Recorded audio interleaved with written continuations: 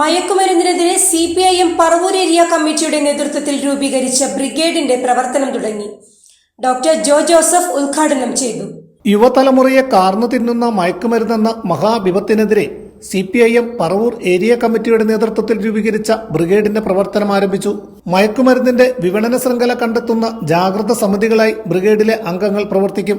400 അംഗ ലഹരിവിരുദ്ധ ബ്രിഗേഡാണ് CPIMന്റെ നേതൃത്വത്തിൽ രൂപീകരിച്ചിരിക്കുന്നത്. പറവൂർ ടൗൺഹാളിൽ നടന്ന ലഹരിവിരുദ്ധ ബ്രിഗേഡ് പ്രഖ്യാപന സമ്മേളനം പൊതുജനാരോഗ്യ പ്രവർത്തകനും പ്രശസ്ത ഹൃദ്രോഗ വിദഗ്ധനുമായ ഡോക്ടർ ജോ ജോസഫ് ഉദ്ഘാടനം ചെയ്തു. നമ്മുടെ സമൂഹത്തിലെ ലഹരിയുടെ ഒന്നാം തലമുറ പോലും ഒന്നാം തലമുറയിലേക്കാണ്. അമേരിക്കയിലും വിദേശ രാജ്യങ്ങളിലും ഈ സിന്തറ്റിക് ലഹരികളുടെ ഒന്നാം തലമുറ കഴിഞ്ഞു രണ്ടാം തലമുറയുടെ മരുന്നുകൾ പോയിട്ട് 3ഉം 4ഉം തലമുറയിലുള്ള മരുന്നുകൾ ഉപയോഗിക്കപ്പെടുന്നുണ്ട്.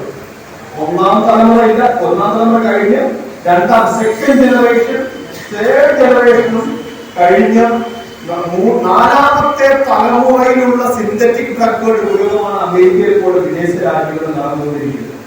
അതുകൊണ്ട് നമുക്ക് വില ഇപ്പോൾ തന്നെ നമ്മൾ ഒന്നാം തലമുറ ആയിട്ടുള്ളൂ.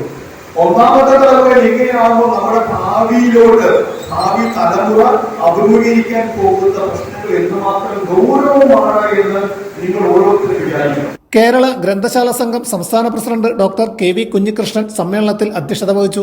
CPIM area secretary TV Nithin, ജില്ലാ കമ്മിറ്റി അംഗം PS ശൈല, ഏരിയ കമ്മിറ്റി അംഗങ്ങളായ TR Bose, KA Vidyanandan, KJ Shine teacher, AS Anilkumar, M Rahul എന്നിവർ സംസാരിച്ചു. ലഹരി വിരുദ്ധ ജ്വാല തെളിയിച്ച ശേഷമാണ് ബ്രിഗേഡ് പ്രഖ്യാപന സമ്മേളനം അവസാനിച്ചത്.